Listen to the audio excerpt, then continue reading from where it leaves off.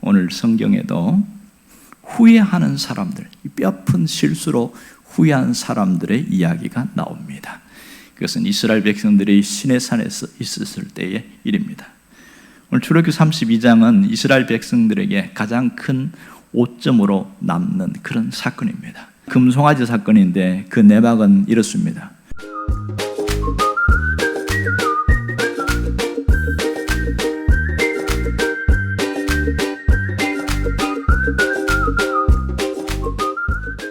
왜 금송아지를 만들려고 했을까? 금송아지를 만들게 된 근본적 동기가 무엇일까요? 여기는 두 가지 동기가 있습니다. 하나는 표면적인 동기입니다. 모세의 빈자리가 너무 크기 때문에 나타나는 현상이라고 할 수 있습니다. 하지만 그보다 더 깊은 것이 또 있습니다. 이면적인 동기가 있어요.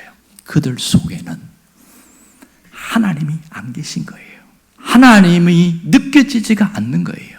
이게 가장 핵심적이고 근본적인 동기였습니다. 하나님의 살아계심이 느껴지지 않으니까 눈에 보이는 하나님이 필요했던 겁니다. 그래서 그들이 보이는 신을 만들고자 했던 것이죠. 그들은 우상이라고 생각하지 않았던 것이 충격적입니다. 이 금송아지 사건은 하나님의 살아계심을 느끼지 못하고 살아가는 신앙인들에게 상당한 충격을 주고 있습니다.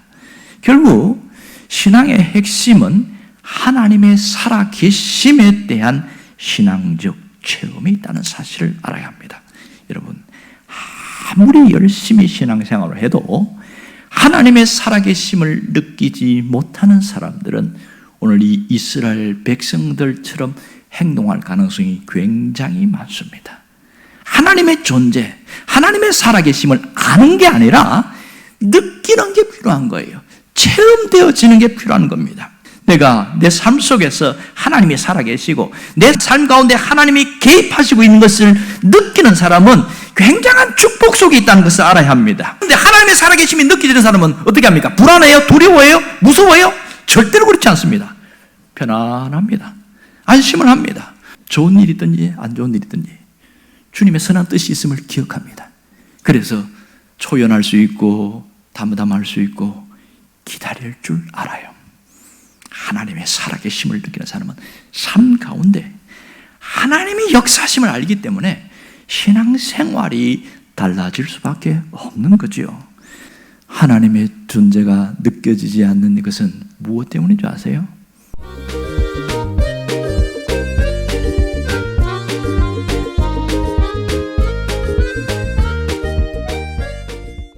영적 각성이 일어나면 하나님이 느껴지기 시작합니다. 이 문제를 해결하기 위해서 하나님이 예수님을 보내주셨습니다. 예수님이 이 땅에 오신 것은 우리의 모든 문제를 해결하기 위해서입니다. 무슨 문제입니까?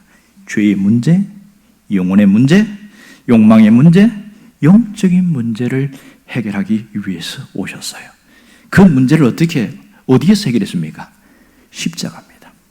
십자가는 우리 인생의 모든 문제를 해결한 장소입니다.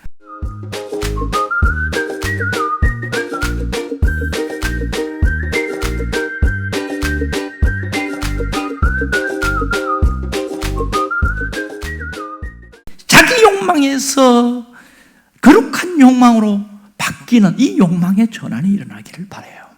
어떻게 하면 이러한 삶을 살 수 있을까요? 어떻게 하면 날마다 하나님을 느끼면서 살 수 있을까요? 하나님을 사랑하면 됩니다.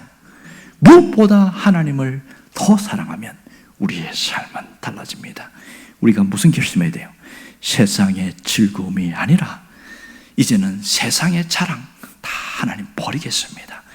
예수보다 귀한 것 없고 오직 주 예수가 가장 귀한 것으로 여기며 살아가겠습니다.